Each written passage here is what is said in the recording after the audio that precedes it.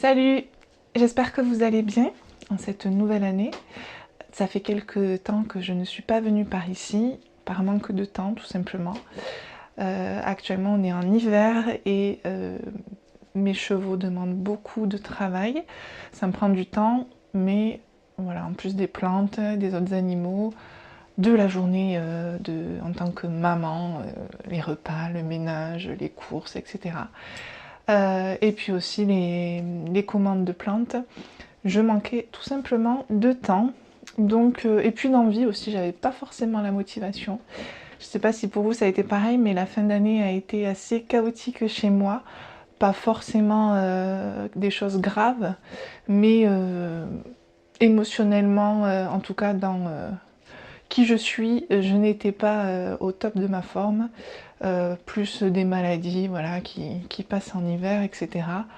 Donc c'était pas le moment de faire des vidéos. Là maintenant ça commence à aller mieux. On est début janvier et la motivation revient.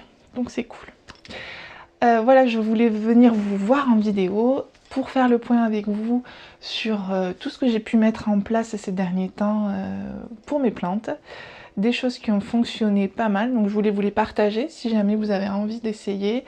Le but de cette chaîne, c'est vraiment de vous montrer ce que je fais, les choses voilà, que j'essaie, que je tente, et vous parler vraiment de ce qui fonctionne pour que vous puissiez cultiver vos plantes, surtout vos anthuriums, de façon le plus simple possible et avec des effets bénéfiques pour eux et pour vous. On va voir un petit peu ce qui a été mis en place ici.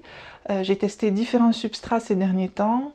Et il y a plein de choses positives à vous raconter. Alors dans un premier temps, j'ai modifié mon substrat, celui dont je vous parle dans une vidéo précédente. Je crois que c'est celle où je vous parle du basalte, justement. J'ai un petit peu modifié la recette. J'ai tout simplement mis moins de terreau pour que ça soit encore plus drainant et qu'il y ait moins de rétention en eau. Ça passe par les racines, donc hop, la plante reçoit les nutriments.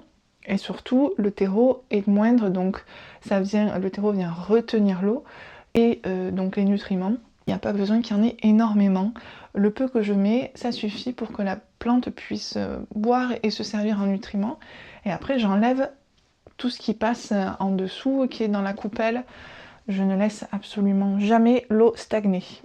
C'est vraiment, chez moi en tout cas, dans ma culture, lorsque je laisse l'eau, c'est là où je vais avoir des problèmes.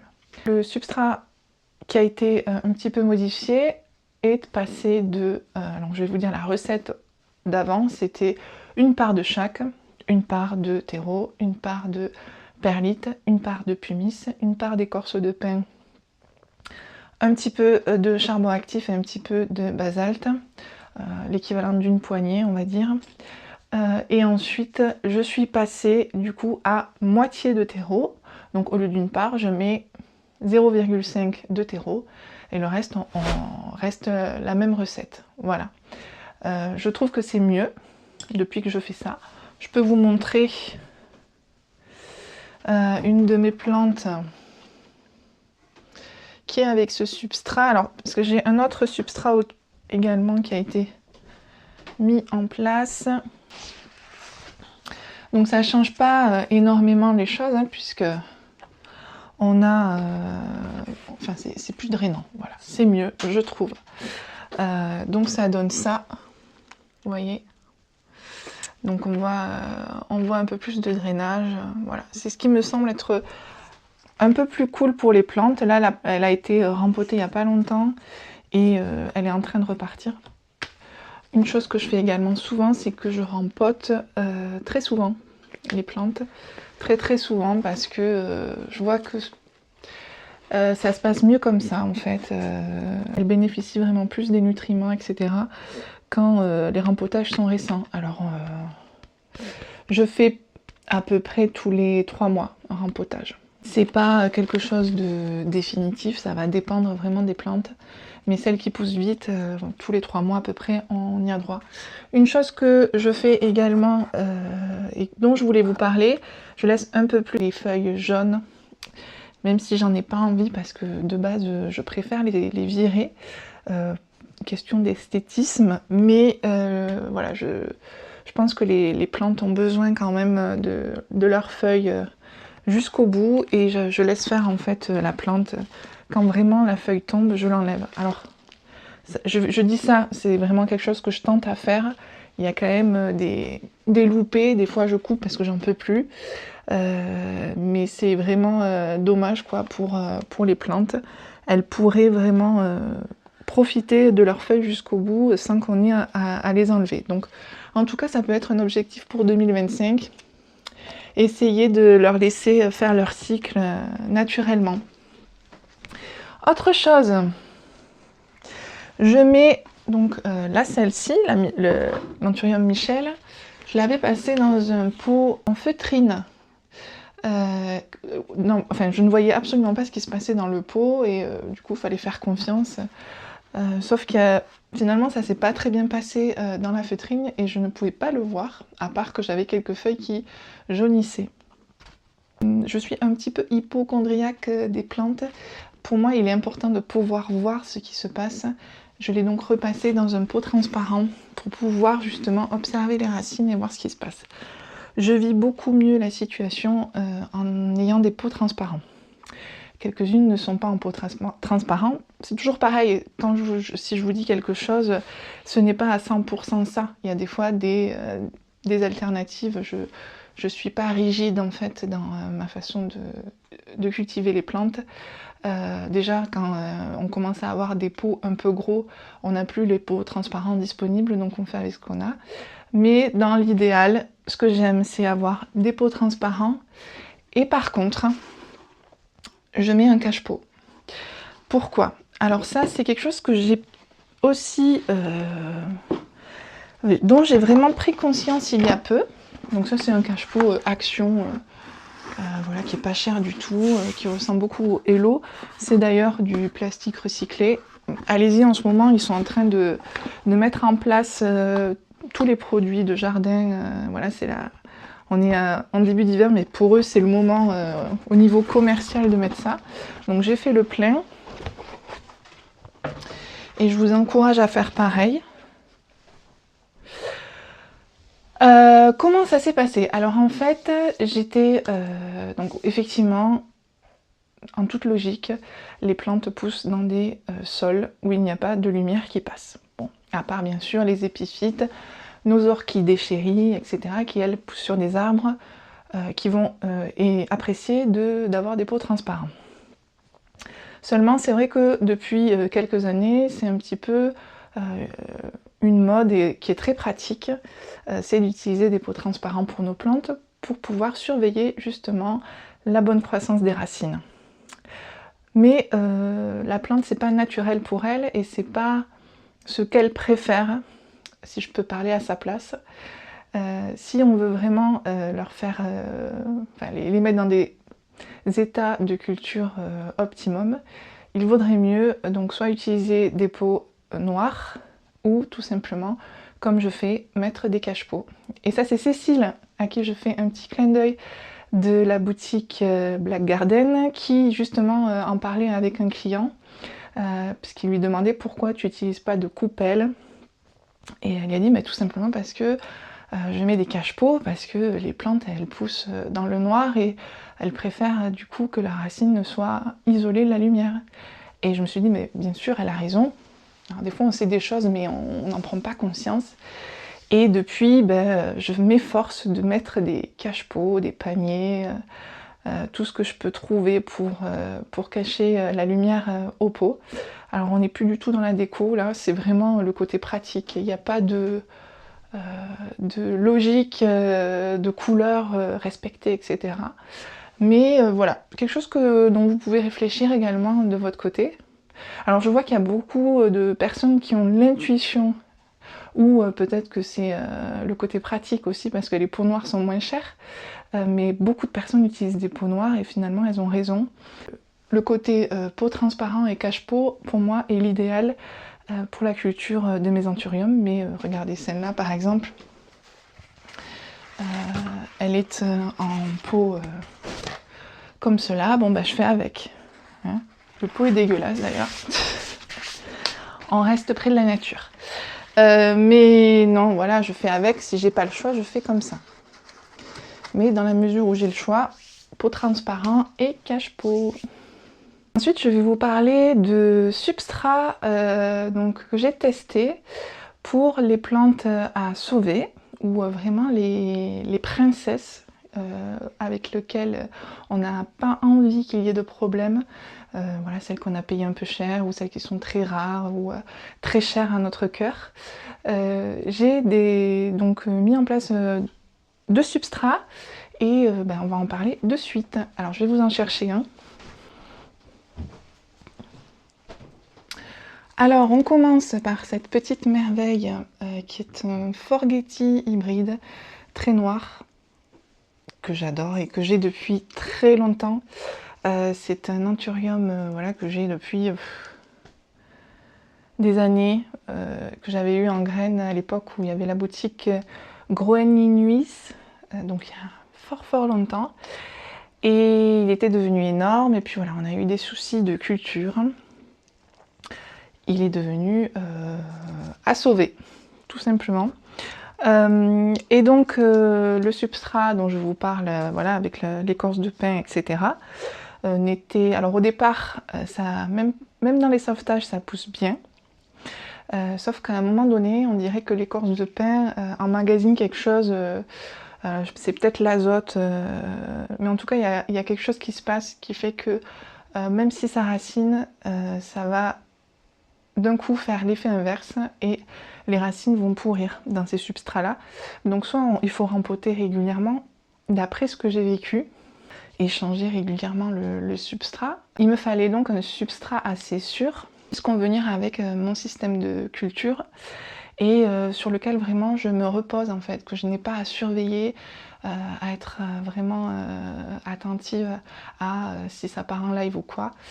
Et j'ai trouvé, alors j'ai d'abord demandé sur Instagram, vous êtes peut-être plusieurs à m'avoir répondu, donc il y a quelques cultivatrices et cultivateurs qui m'ont répondu au sujet du stratum fluvial, et donc il y a de mémoire, il y a Chat Clément qui m'a répondu et qui m'a dit que c'était chouette, sauf qu'à un moment donné, le stratum avait tendance à devenir boueux et à étouffer les racines. J'ai eu Millie Plants aussi qui m'a dit que c'était pas mal, mais voilà, pareil, à la fin, il me semble qu'elle me disait elle aussi que ça devenait boueux et pas top.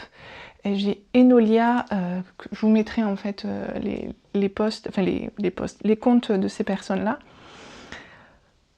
qui me disait par contre que c'était top. Enolia m'a dit que elle faisait vraiment des mélanges d'ingrédients en fait dans son substrat, elle le mettait pas forcément tout seul et que c'était super bien.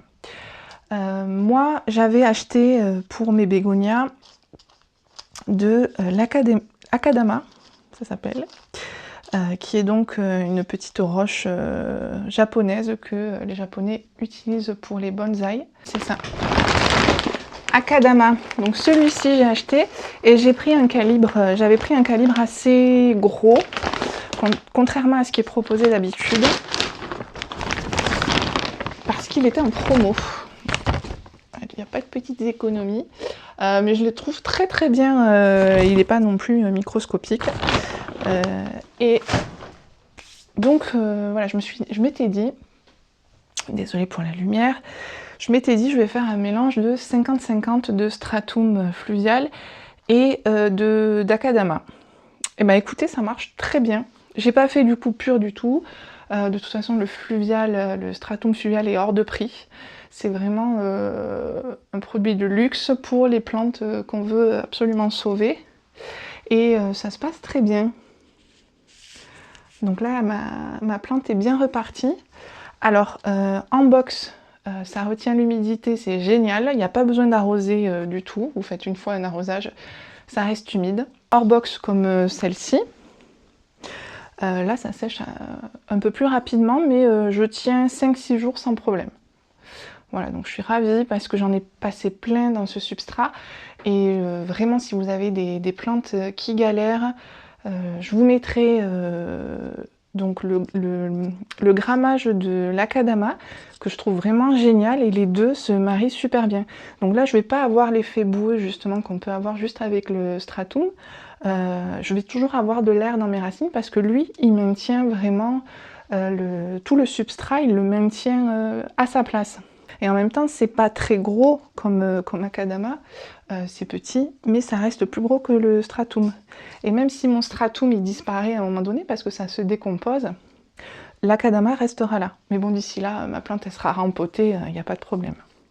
Donc ça, vraiment, à essayer si vous voulez sauver des plantes, ou même si vous avez acheté une plante très chère et que vous voulez pas vous louper, partez là-dessus sans problème, je vous le conseille sans souci. Le troisième substrat chéri doudou, ça va être tout simplement d'utiliser, alors ça c'est vraiment le substrat que j'ai mis en place suite à ma culture de bégonia, et notamment les conseils voilà, de Elfika qui m'a vendu quelques bégonias, et je lui avais dit qu'est-ce que tu utilises comme substrat pour les bégos, et puis il m'avait dit 70% je crois d'Akadama, et voilà, après c'était du worm casting. Et je crois que c'est tout ce qu'elle m'avait dit. Bon, en gros, beaucoup d'Akadama, et je me suis dit, tiens, l'Akadama, ça a l'air quand même cool. Donc j'avais fait ce qu'elle m'a dit. Peut-être j'ai rajouté de la perlite, parce que ça me semblait même pas assez drainant. Quoi qu'il en soit, suite à son conseil, ça a fait tilt. Des fois, les connexions, elles se font comme ça. Et je me suis dit, bah, je vais tester l'Akadama pour mes petits anthuriums. Et je vais tout simplement virer mon écorce de pin et le remplacer par l'Akadama. Donc c'est exactement ce que j'ai fait. Et là, je pars sur des dosages bah, pareil. En fait, je prends le même dosage que d'habitude. Donc on est à 0,5 de terreau, 1 d'Akadama, 1 de perlite, 1 de pumice, et puis le charbon actif et le basalte. Ce substrat est génial, je vous montre. Donc je n'ai pas d'écorce de pin dans mon substrat. Alors qui c'est que je peux vous montrer?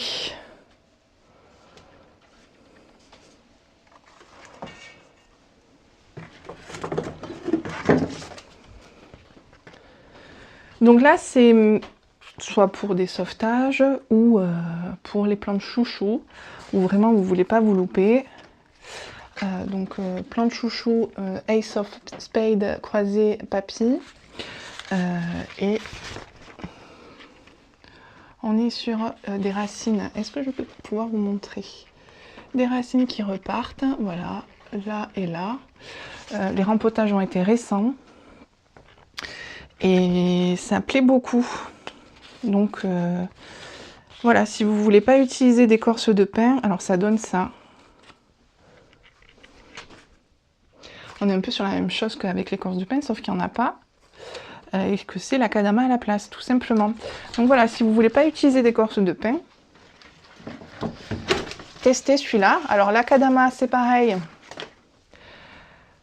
C'est pas donné. Mais bon, écoutez, là j'avais profité de soldes pour en acheter, avec des frais de port. Alors les frais de port sont toujours un peu chers, mais j'avais eu mes sacs à moins 50%, donc j'en ai pris plusieurs. Ça reste un produit haut de gamme, hein. Je voulais vous dire que je continue la dynamisation de mon eau de pluie, avec un petit peu d'eau du robinet, et que j'en vois des effets très positifs. Mon eau a l'air d'être un peu plus vivante en tout cas, et moins stagnante. Il y a plus ce côté avec un voile, vous voyez, sur l'eau qui flotte. Fait un petit peu des recherches de mon côté en faisant des tests. Et désormais, je fais uniquement 6 tours, ça suffit. Parce qu'avant, j'en faisais une dizaine, il me semble. C'était à peu près 10 minutes, oui, c'est ça. C'était à peu près ce qui était conseillé dans le livre d'Éric Petiot sur la permaculture. Je fais moins. En fait, je vous montrerai en vidéo, mais ce que je fais, c'est que je crée, donc en faisant un tour dans mon eau, je crée un vortex avec mon bâton, je remue, voilà, le vortex vraiment tourne un petit moment, mais pas forcément une minute. Et après, je le casse et je vais dans l'autre sens. Je remue encore, je crée un vortex et je remue, je remue, je remue. Donc on est au deuxième tour. Quand je le sens, je passe au troisième tour en allant dans l'autre sens. Et je fais ça 6 fois. Et donc c'est moins long. Et puis le pH remonte quand même, puisqu'on a un pH qui remonte à chaque fois qu'on fait ça. Donc c'est une info quand même à connaître si vous êtes déjà contrôlez votre pH avant de dynamiser l'eau. Essayez d'être à un pH par exemple à 5,6 de base. Et puis une fois que vous aurez dynamisé l'eau, vous serez à peu près à 5,8, 5,9. Et pour moi c'est l'idéal pour mes plantes. Dans les substrats que je donne, voilà, je suis à 5,8, 5,9 et ça se passe très bien pour mes plantes. Encore une fois, c'est quelque chose que je fais. Peut-être que chez vous, ça ne va pas le faire. Tentez si vous avez envie, mais je ne dis pas que c'est la vérité absolue. Ça fonctionne ici, mais bon, après, voilà, à essayer.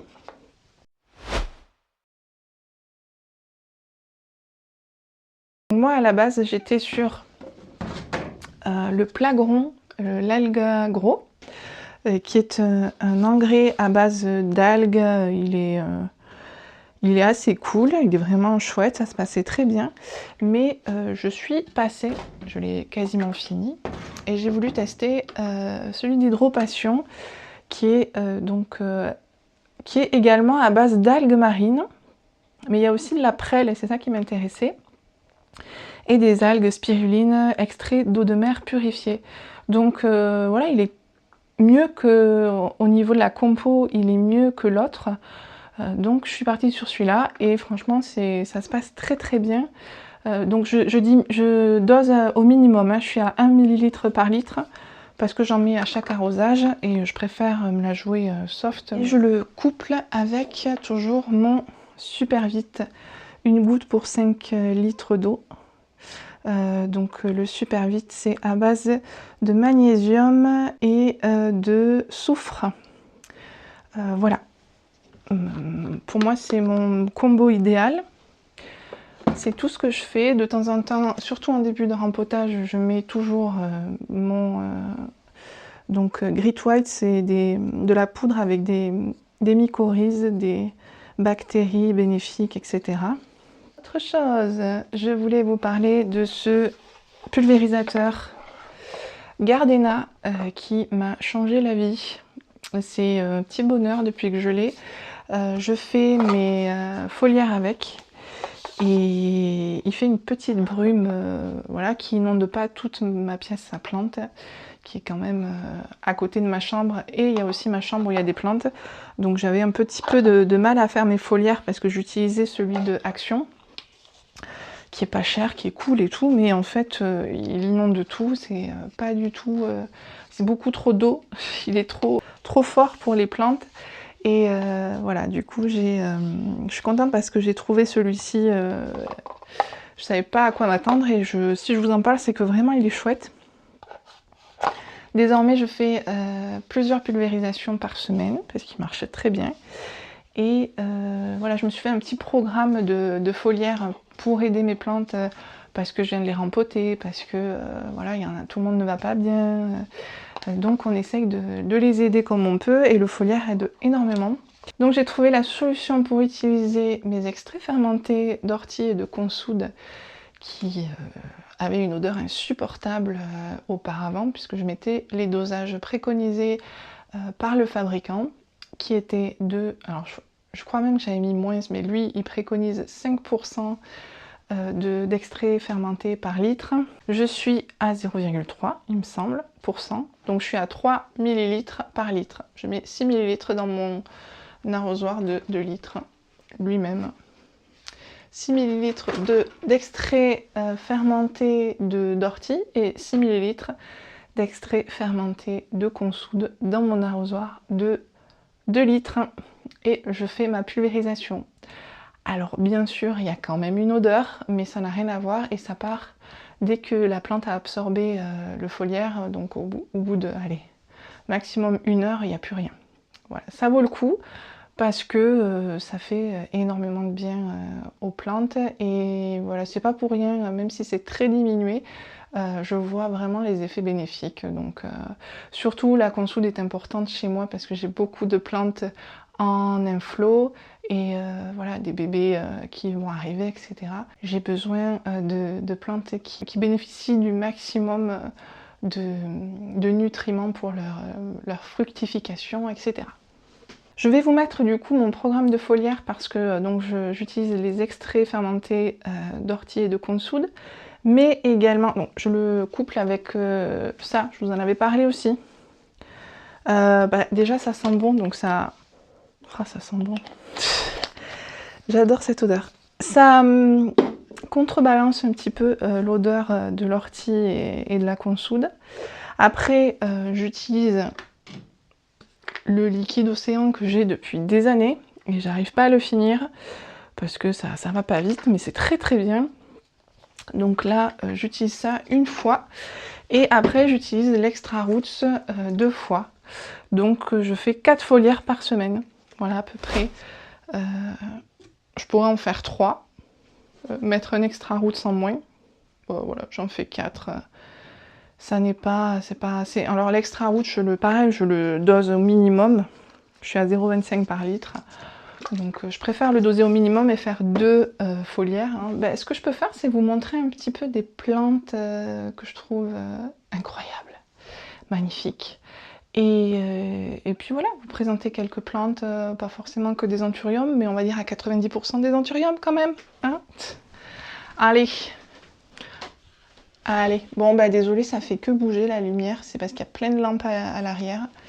Et dès que je pars, ça fonce, vous l'avez remarqué. Et dès que je reviens, ça met un coup de lumière. Bon, c'est comme ça, c'est un détail, j'espère que ça vous dérange pas trop. Ici, beauté fatale, incroyable. Sachez que Ace of Spades est dans mon cœur depuis longtemps et en haut d'une liste d'anthuriums magnifiques. Et bien sûr, tous ces hybrides. Donc là, ici, nous avons un hybride du Ace of Spades avec un Forgetti et je le fais pousser depuis tout bébé. C'était une cultivatrice qui l'a fait pousser, voilà, qui est, je crois, dans la région parisienne. Et si elle passe par là, voici l'un des bébés que j'ai gardé et je le trouve vraiment magnifique. Le Forgetti, il peut être souvent un peu bullé.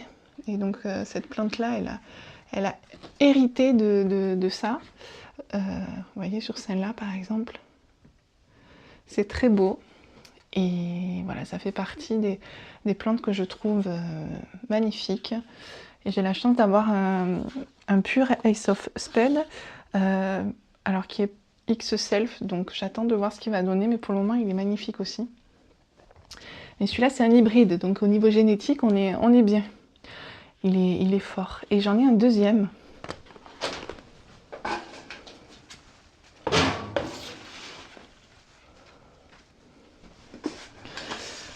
Hop, j'en ai acheté un deuxième. Alors c'est pas la même... c'est pas les mêmes plantes qui ont donné vie à celui-ci. C'est une autre créatrice qui a fait cet hybride-là. Et cette hybridation. Et j'en ai profité pour lui en prendre un. Voilà, il est magnifique. On a une jolie feuille qui arrive et j'espère en fait pouvoir marier ces deux plantes là, d'avoir trouvé justement 2 plantes avec de la génétique différente. Ça me plaît énormément pour pouvoir après les reproduire. Voilà, donc je viens de voir en plus que j'ai un rejet sur celle-là. Vous voyez, c'est chouette. Celle-ci, elle est vraiment cool. Donc là, il va falloir que j'arrose. Plante très facile à la culture et vraiment de toute beauté. De toute beauté, très très foncée, avec des veines fines. C'est quelque chose qui me plaît beaucoup, beaucoup. Donc voilà, et comme vous pouvez voir, elle a son petit cache-pot. Et en même temps, on a pu observer ses racines. Alors cache-pot, toujours pareil, action, à un moment donné, on n'est pas sur une déco de fou, hein, mais bon, la déco est secondaire. Petit bébé, ça c'est mon hybride. Je trouve que cette nouvelle feuille est magnifique. Donc voilà, petit bébé Forgetti Bessae croisé avec un Velvet Moira. On obtient une plante très originale et celle-ci, elle va très bien, elle est en bonne santé. Et je la garde, bien sûr. Il faut que je la rempote rapido. Voilà, très sympa. Il m'en reste encore à la vente si vous voulez en profiter. Je pense que plus ça va, plus elles sont éclatantes. Hein. Je pense que c'est une plante à avoir vraiment. Et puis sympa à faire pousser, quoi. Vraiment facile. Ok. Bébé magnifique qui revient à la vie. Qui est-ce? C'est l'un de mes premiers Bessae AF que j'ai eu. Donc c'est vraiment les premières générations qui sont arrivées à la vente. Qui a eu également des problèmes. Alors, comme le Forgetti hybride que je vous avais montré, ça fait partie vraiment de... J'ai eu plusieurs plantes à ce moment-là qui ont eu des soucis. C'était en 2023, donc depuis 2023 on galère ensemble. Tout simplement parce qu'on a eu la sécheresse. J'avais plus du tout d'eau de pluie. Mes cuves étaient vides et j'ai dû utiliser de l'eau du robinet. Et je sais pas ce qui s'est passé, est-ce qu'ils ont traité l'eau un peu plus ou quoi, mais j'ai eu énormément de problèmes à ce moment-là avec mes plantes et l'eau que je leur donnais. Donc voilà, on a eu... ça fait partie des difficultés qu'on a eues ensemble, mais on est en train de les remonter là maintenant, donc ça fait plaisir. Ce Bessae AF, c'est une souche incroyable. Déjà vous voyez, il est tout rond, il est magnifique. Là c'est sa seule feuille, mais on voit déjà le potentiel qu'il a. Et donc les feuilles émergentes sont hyper métallisées, très rouges. Il est vraiment superbe. Et donc là il est en train de repartir justement dans le substrat avec le stratum et l'acadama. Et je sais que ça va aller, là il m'a sorti une nouvelle feuille. J'attends la prochaine et voilà. C'est très très positif et je vous le montre parce que il est hyper rond, il est trop mignon, trop mignon. Elle est magnifique, hein. Dressleri croisé Bessae AF qu'ils appellent, je crois que c'est l'Anthurium Fantasy chez Equagenera. Voilà, magnifique. Nouvelle feuille. Il est beau. Il a une inflo qui est en train de grandir et de proposer bientôt des baies. Et voilà. Donc ça c'est la feuille quand je l'ai eue, que je laisse, même si elle est moche. Il m'en a fait une autre ici, et puis là on a mis à sa troisième feuille, et une belle inflo, voilà, pollinisée avec un papy très dark. Au niveau des racines, je le surveille fortement. On a eu des racines qui ont fondu, mais d'autres qui repartent. Donc voilà, lui je ne l'ai pas rempoté, et je fais très attention. C'est une vraie beauté. Papy, magnifique papy. Je regarde son inflo, je la surveille de près. C'est un papy, attendez, je vous montre. Un papy dark, très beau, magnifique, que j'avais eu également chez Equagenera l'été dernier, je crois. Peut-être en juin. Voilà, magnifique papy, très très beau, incroyable. Et bien regardez sa nouvelle feuille. Qui l'eût cru? Il m'a mis des petites taches de variegata. Donc ça c'est trop bien, il m'a vraiment fait plaisir. Il est vraiment beau. Et là, la feuille elle est... C'est marrant parce qu'elle est moins grosse que l'autre. Et puis elle est aussi moins haute, ça veut dire qu'il a un peu plus de lumière. Du coup, cette beauté qui en plus a fait une inflo, qui commence à faire du pollen, j'avais prévu de le marier. Alors, il a un très très beau système racinaire en plus, on va pas s'en priver. Et franchement, j'ai l'impression que depuis que vraiment je m'efforce à mettre des cache-pots comme ça c'est un cache-pot que j'avais eu chez Cécile de Black Garden Shop. Donc c'est du Hello, la nouvelle génération. Il est magnifique. Et il lui va trop bien, hein, franchement. Beauté. Oui, du coup j'avais prévu de le marier avec mon autre papy variegata.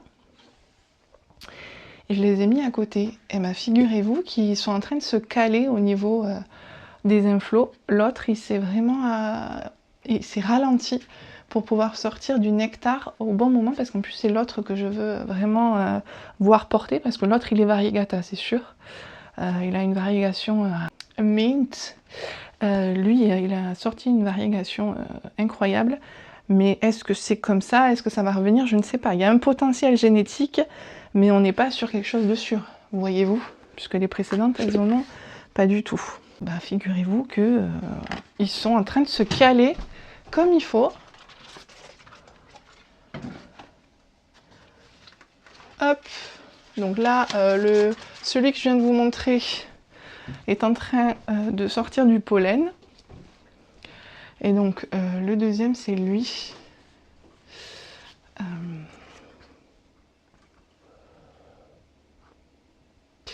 Qui est très joli. Alors qui est plus mint du coup. Les variegations, elles sont très franches quand la feuille est jeune. Et après, vous voyez, ça devient un peu plus vert. Voilà, par exemple. Donc ça, on appelle ça plus mint.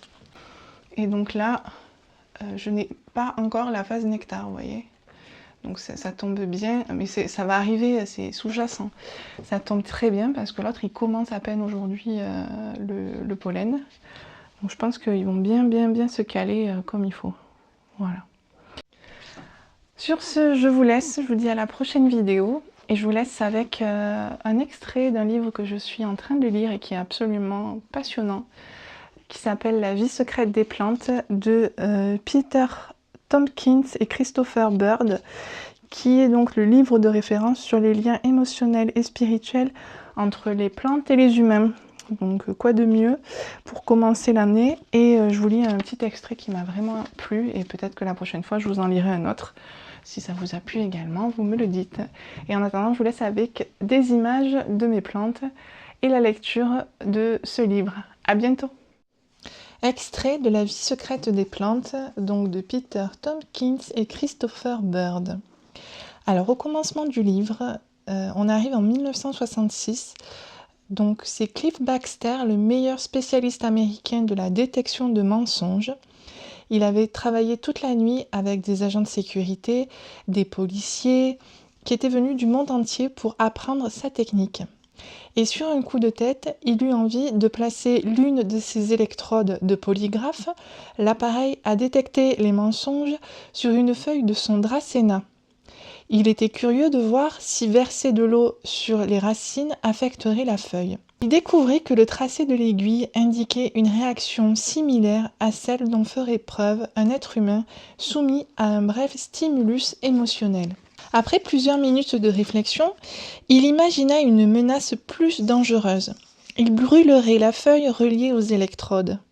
À l'instant même où la vision de la flamme se dessinait dans son esprit, et avant même d'avoir tendu la main vers les allumettes, un changement spectaculaire s'opéra dans le tracé, la plume dessinant une courbe prolongée vers le haut. Baxter n'avait pas esquissé le moindre mouvement, ni en direction de la plante, ni vers son appareil. La plante aurait-elle deviné ses pensées ? Il quitta la pièce pour aller chercher des allumettes et nota à son retour une nouvelle oscillation brusque sur le graphique. À contre-cœur, il entreprit de brûler la feuille. Cette fois-ci, la réaction sur le tracé fut moindre. Plus tard, comme il faisait seulement semblant de vouloir la brûler, la réaction fut nulle. Mystérieusement, la plante paraissait être capable de faire la différence entre des intentions réelles ou prétendues. Afin de voir de plus près comment cela se passait, il entreprit une investigation méticuleuse du phénomène dont il venait d'être témoin. Sa première démarche fut de s'assurer qu'il n'avait négligé aucune explication logique. Y avait-il quelque chose d'inhabituel chez cette plante, chez lui, dans le polygraphe utilisé ? En recrutant des collaborateurs un peu partout, il poursuivit ses recherches en utilisant d'autres plantes et d'autres instruments en d'autres lieux. Plus de 25 variétés différentes de plantes et de fruits furent testées, dont laitue, oignon, orange et banane. Les observations qui avaient toutes quelque chose de commun semblaient déboucher sur une vision nouvelle de la vie. Au début, Baxter pensait que la capacité qu'avaient ces plantes de lire dans son esprit relevait d'une forme de perception extrasensorielle. Puis cette façon de dire ne lui convainc plus. La perception extrasensorielle suppose une perception qui va au-delà de la perception des 5 sens reconnus. Le toucher, la vue, l'ouïe, l'odorat et le goût. Comme les plantes n'ont pas l'air d'être dotées d'yeux, d'oreilles, de nez ou de bouche, et comme les botanistes, depuis l'époque de Darwin, ne leur ont jamais reconnu de système nerveux, Baxter en conclut que la perception devait être plus fondamentale. Ce qui le conduisit à supposer que les 5 sens chez les êtres humains constitueraient un facteur limitatif recouvrant une sorte de perception primaire, éventuellement commune à toute vie. Les plantes voient peut-être mieux sans yeux, conjectura Baxter, mieux que les êtres humains avec. Grâce à leurs 5 sens, les hommes peuvent percevoir, mal percevoir, ou ne pas percevoir du tout, au choix. Si quelque chose ne vous plaît pas, raisonnait Baxter, vous pouvez détourner les yeux ou les fermer. Si chacun d'entre nous était présent dans l'esprit des autres, et cela tout le temps, ce serait le chaos intégral. Afin d'essayer de découvrir ce que ces plantes pouvaient percevoir ou ressentir, Baxter entreprit d'agrandir ses installations et de monter un véritable laboratoire scientifique. Pendant les mois qui suivirent, les graphiques succédèrent aux graphiques, toutes sortes de plantes étant mises à contribution. Le phénomène semblait persister, même si la feuille était détachée de la plante ou réduite à la taille des électrodes qui plus est, et à sa plus grande surprise, le graphique enregistrait une réaction même lorsque la feuille était déchiquetée et ses morceaux redistribués sur la surface des électrodes. Les plantes réagissaient non seulement aux menaces des expérimentateurs, mais également à des dangers potentiels, comme l'apparition soudaine d'un chien dans la pièce, ou celle d'une personne ne leur voulant pas du bien. Baxter fut en mesure de démontrer que les mouvements d'une araignée se trouvant dans la même pièce qu'une plante reliée à son appareil pouvaient occasionner un changement spectaculaire dans le tracé juste avant que l'insecte n'échappe à l'individu chargé de l'empêcher de bouger. On aurait pu croire, dit Baxter, que chaque fois que l'araignée décidait de s'échapper, la plante le percevait et réagissait au niveau de la feuille. Il remarqua aussi que lorsqu'une plante est menacée d'anéantissement par un danger ou des agressions extérieures, elle se défend en s'évanouissant, un peu comme le ferait un être humain. Ce fut prouvé de manière spectaculaire lorsqu'une physiologiste canadienne vint le voir dans son laboratoire pour assister à ses expériences. La première plante ne manifesta aucune réaction, la deuxième non plus, ni la troisième. Baxter inspecta ses instruments et essaya une 4e plante, puis une 5e, toujours sans succès. Finalement, avec la 6e, la réaction fut suffisante pour prouver le phénomène. Curieux de savoir ce qui avait pu influencer ses premiers sujets, Baxter questionna sa visiteuse. « Votre travail vous oblige-t-il à nuire à des plantes ?» « Oui, fut la réponse de la physiologiste. Je liquide les plantes sur lesquelles je travaille. Je les incinère pour obtenir leur poids à sec à des fins d'analyse. » 3 quarts d'heure après que la visiteuse eut pris sans encombre le chemin de l'aéroport, chacune des plantes de Baxter réagit à nouveau avec fluidité à ces stimulations. Cet épisode lui permit de constater que les plantes peuvent être mises en état de léthargie ou hypnotisées intentionnellement par les êtres humains. Dans une autre série d'observations, Baxter nota qu'une relation privilégiée semble s'établir entre une plante et son propriétaire, relation qui subsiste malgré l'éloignement. Grâce à des chronomètres synchronisés, il fut en mesure d'observer que ces plantes continuaient à réagir à ses pensées et à son attention alors qu'il se trouvait dans la pièce voisine, dans le couloir et même dans la rue. Il alla jusqu'à démontrer que ces plantes avaient réagi positivement au moment précis où il avait décidé de rentrer à New York, alors qu'il se trouvait à une 20aine de kilomètres dans le New Jersey. Soulagement ou geste de bienvenue, Baxter n'aurait su dire. Dans son bureau, le Dracæna, la plante qui était à l'origine de toutes ses recherches, réagit, selon le graphique, au moment précis où il en projetait une photographie pendant une tournée de conférences. Une fois habituées à une personne, les plantes semblent être capables de maintenir un lien avec cette dernière, où qu'elle se trouve et même si elle est entourée de milliers d'autres personnes. Ce qui fut démontré au 31 décembre au soir à New York, lorsque Baxter alla se perdre dans le tohu-bohu de Times Square, armé d'un calepin et d'un chronomètre. Mêlé à la foule, il nota ses faits et gestes. Il marcha, courut, emprunta des passages souterrains, passa pratiquement sous les roues d'une auto et pour finir, eut une légère altercation avec un vendeur de journaux. De retour dans son laboratoire, il constata que chacune des 3 plantes sous observation avait réagi de la même façon face à ces petites émotions. Baxter n'avait aucune idée de la nature de l'énergie capable de transmettre les pensées ou les sentiments d'un homme à une plante. Il essaya d'isoler une plante en la plaçant dans une cage de Faraday, elle-même enfermée dans un récipient de plomb. Aucun de ces 2 écrans ne sembla interrompre ou troubler la communication entre la plante et son propriétaire.